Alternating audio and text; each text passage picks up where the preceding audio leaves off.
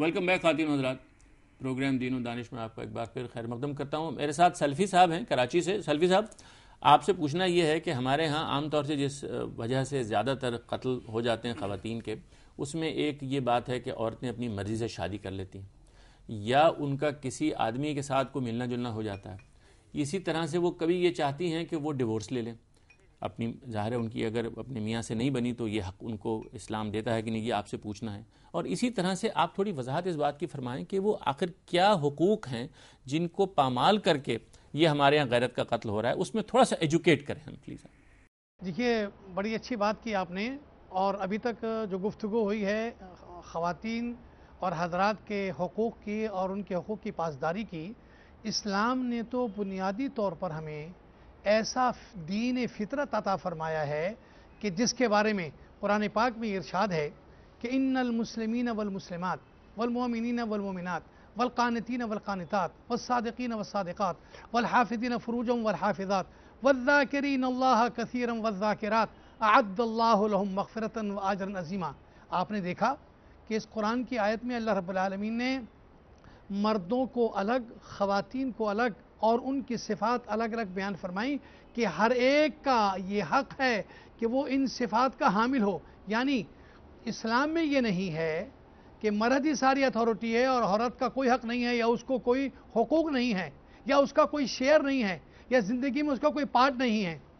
بلکہ میں آپ کو یہ واقعہ اختصار سے ذکر نہ کرنا چاہتا ہوں کہ اللہ کے رسول صلی اللہ علیہ وسلم کے سامنے کیس پیش ہوا کہ جی بریرہ اپنے شوہر سے علیحدگی چاہتی ہے۔ وہ شوہر روتا ہوا کہ نہیں یا رسول اللہ میں اس کو نہیں چھوڑوں گا، یہ تو میری بیوی ہے۔ آپ فرمایا دیکھو کتنا رو رہا ہے تیرے پیچھے، تم ان کے ساتھ چلی جاؤ۔ کہا یا رسول اللہ یہ آپ کا حکم ہے یا آپ اس کی سفارش فرما رہے ہیں؟ کہا نہیں، میرا حکم نہیں، شریعت تجھے اجازت دیتی ہے کہ اگر تو کسی مرد کے ساتھ رہنا نہ چاہے تجھے اختیار ہے تو کہا یا رسول اللہ مجھے آپ کے مشورے کی ضرورت نہیں، میں معافی چاہتی ہوں، میں اس کے ساتھ نہیں رہ سکتی۔ تو آپ نے ان کو فیصلہ کرا دیا اور اس کے حق میں ڈیسیزن دے دی کہ تم ان کے ساتھ نہ رہو۔ اور اس کی بنیاد صرف یہ تھی کہ اس کو وہ آدمی اچھا نہیں لگتا تھا۔ تو پتہ چلا کہ اسلام نے تو عورت کو پورے حقوق دیے ہیں، اور لیکن بات یہی وہی آ رہی ہے کہ ہمارے یہاں ایجوکیشن نہیں ہے، معلومات نہیں ہے، اپنے حقوق کی پاسداری نہیں ہے، ہمیں خود پتہ نہیں کہ ہمارے حقوق کیا ہیں، اس لیے ظلم و زیادتیاں ہوتی ہیں اور اندھیرے میں ہم مارے جاتے ہیں۔ لہذا ضرورت اس بات کی ہے کہ زیادہ سے زیادہ خواتین کو ایجوکیٹ کیا جائے اور انہیں زندگی میں حصہ لینے کے قابل بنایا جائے، یعنی اور وہ بغیر تعلیم کے ممکن نہیں۔ ہمارے باقی مہمان بھی کہہ رہے ہیں کہ اصل میں تعلیم دینے کی ضرورت ہے، اس کے مطابق تربیت دینے کی ضرورت ہے تاکہ شعوری تبدیلی آئے۔ میں اب ڈاکٹر فیض صاحب سے یہی بات کرتا ہوں کہ اس بات کے ساتھ کہ ایک جانب یہ جہالت ہے، کم علمی ہے، عورتوں کے ساتھ ایک رویے کی خامی ہے، اور دوسری جانب یہ چیز ہے کہ ہمارے ہاں عدم برداشت ہے، اور ایک خوبی سمجھی جاتی ہے کہ ہم قانون کو کسی طرح توڑ دیں، اور مردوں میں وہ چیز عورتوں سے زیادہ ہے۔ یہ آپ بچوں کو پڑھاتے ہیں یونیورسٹی میں، آپ نے وہاں بھی دیکھا ہوگا کہ یہ بات ہم نہیں سیکھ سکے بحیثیت قوم کے کہ قانون کی پابندی کتنی بڑی قدر ہے۔ یہ اس کا ایک سبب ہے۔ ایک تو سیدھی بات کہوں گا کہ ہمارے تعلیمی نظام میں ہی خرابی ہے کہ ہم اختلاف کو برداشت نہیں کرتے، اور اس عدم برداشت کی وجہ سے ہم بہت سارے الٹے سیدھے کام کر جاتے ہیں۔ تو اس کے پیچھے بھی ایک اس کا جڑاؤ کس سے ہے؟ ناانصافی سے ہے، کہ معاشرے میں ناانصافی زیادہ ہے، ہر لیول پہ ناانصافی زیادہ ہے۔ اگر ناانصافی کو کم کر دیں گے تو یہ عدم برداشت بھی کم ہو جائے گی۔ لیکن ایک بات کہنا چاہوں گا کہ عدم برداشت کو کم کرنے کے لیے ہم سکھاتے ہیں اپنے اسٹوڈنٹس کو، ہم یہ کہتے ہیں کہ اختلاف سے آپ سیکھتے ہیں، اختلاف اتنی بری چیز نہیں ہے جتنی آپ سمجھتے ہیں۔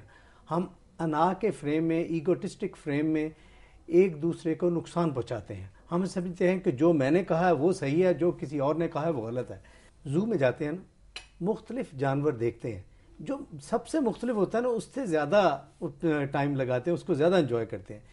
اسی طریقے سے جو انسانی اختلاف ہے اس سے بھی ہم سیکھ سکتے ہیں۔ اگر اس کو انجوائے کرنا شروع کر دیں تو پھر اختلاف سیکھنے کا ذریعہ بن جائے گا، نہ کہ اختلاف لڑائی کا ذریعہ بن۔ اسی سے یہ چیز پیدا ہوتی ہے نا کہ آپ کو اگر کسی چیز سے اختلاف ہے یا آپ کی کوئی ایسی شدید رائے ہے تو آپ قانون کو اپنے ہاتھ میں لے کے کوئی فیصلہ کر لیں، یہیں سے پیدا ہوتی ہے چیز۔ یہی بات ہے نا کہ جب آپ اس کو اپنی انا کا ذریعہ انا کے ساتھ جوڑ لیتے ہیں نا، پھر آپ قانون کو اپنے ہاتھ میں لیتے ہیں۔ جب آپ سمجھیں کہ یہ اس کی رائے ہے، ان کی رائے ہے، میری رائے ہے، تو یہ اپنے طریقے سے صحیح سوچتی ہیں، یہ اپنے طریقے سے، میں اپنے طریقے سے. تو اگر ہمارا اختلاف ہے تو مل کے بیٹھ جائیں. جو کلیکٹیو بینیفٹ اگر پیدا ہوتا ہے تینوں کی رائے کو ملا کے چوتھی رائے بنانے میں، تو کوئی حرج نہیں ہے. ڈاکٹر صاحبہ یہ بات کہ سوسائٹی میں جیسے کسی شخص کے گھر میں ایسی کوئی بات ہو جائے کہ اس کو لگے کہ کسی میرے بچے نے، کسی میری بچی نے کوئی ایسی غلط بات کر دی ہے جس سے کوئی بےغیرتی کی بات کر دی ہے، تو اب مجھے کچھ ایکشن لینا ہے.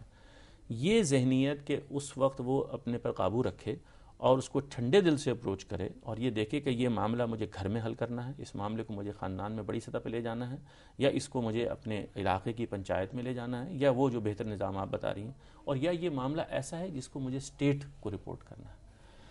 آپ کے خیال میں ایسا نہ ہونے کی بڑی وجوہات کیا ہیں؟ سب سے بڑی وجہ تو یہ ہے کہ مرد جو اپنی اجارہ داری ہے اس کو چھوڑنا نہیں چاہتے. جس کے پاس اقتدار ہو جائے، اب لوکل گورنمنٹ سسٹم کیوں نہیں یہاں دوبارہ رائج کرتے؟ کیونکہ جو سیاستدان ہیں وہ چاہتے ہیں اقتدار ان کے پاس رہے. تو یہ سٹیٹس کو آئین نو سے ڈرنا، طرز کہن پہ اڑنا. اب تو سیاستدانوں میں خواتین بھی ہیں. جی میرا مطلب یہ کہنا، آئین نو سے ڈرنا، طرز کہن پہ اڑنا، منزل یہی کٹھن ہے قوموں کی زندگی یعنی میں، لوگ اس ارتقاء کے لیے تیار نہیں ہوتے. کرنے کی ضرورت ہے. کیونکہ جب تک ہم معاشرے کی آدھی آبادی جو خواتین پہ ہے مشتمل، ان کو ایک کردار مثبت نہیں عطا کریں گے اور ان کے ساتھ منفی سلوک کریں گے تو ہمارا معاشرہ آگے بڑھ ہی نہیں سکتا، اور ہم پیچھے کی طرف جائیں گے بجائے آگے کی طرف جانے کے. اور اس میں سب سے بڑی بات جیسے انہوں نے کہا ہے کہ مساوات ہونی ضروری ہے، اور مساوات کے لیے عورتوں کی امپاورمنٹ ہونی ضروری ہے. ان کو گھر میں ہر فیصلے میں حصہ لینے کے ہونا چاہیے موقع، اور جب ان کے پاس سرمایہ پہ ہونا کوئی اختیار، پھر کوئی مرد کی جرت نہیں ہوتی کہ وہ اس کی بات کے ساتھ ایگری نہ کرے یا اختلاف کو اپنے ملحوظ خاطر نہ لائے. اور ہمارے تو رسول اللہ صلی اللہ علیہ وسلم نے فرمایا کہ اختلاف رائے میری امت میں رحمت کا باعث ہے. اور پھر ان کا خاص طور سے جو رویہ تھا اپنی ازواج کے ساتھ اور خواتین کے ساتھ، وہ ہم نے سکھایا ہی نہیں. زہرا جب تشریف لاتی تھی تو اٹھ کے کھڑے ہو جاتے. خواتین و حضرات، اس پروگرام کو ختم کرتے ہوئے اگر اس میں کوئی بات رہ گئی تو انشاءاللہ پھر کسی وقت چیک اپ کر لیں گے. یہ ضرور عرض کروں گا کہ ہم کو بحیثیت مجموعی دین کو بھی سمجھنا ہے اور اپنے معاشرے کو بھی بہتر کرنا ہے. اور وہ جو ڈاکٹر حفیظ صاحب اکثر کہتے رہتے ہیں کہ اس سوسائٹی کو ایک مربوط بہتری کی ضرورت ہے، ایک انٹیگریٹڈ امپروومنٹس میں چاہیے تاکہ سوسائٹی کے تمام طبقے اپنا کردار اس میں ادا کریں، انڈیویجول بھی اور گروپس بھی اور وہ ادارے بھی جو معاشرہ جن سے بنتا ہے. خواتین و حضرات، پروگرام دیکھنے کا بہت شکریہ. آپ اپنی رائے ہمیں دے سکتے ہیں، ای میل ہمارے اسکرین پر آ جاتی ہے. اور یہ پچھلے پروگرام اگر آپ نے مس کر دیے ہوں تو ہم یہ عرض کریں گے کہ وہ آپ دیکھ سکتے ہیں ہماری دنیا TV.tv ویب سائٹ کے اوپر بھی. اجازت دیجیے، خدا حافظ.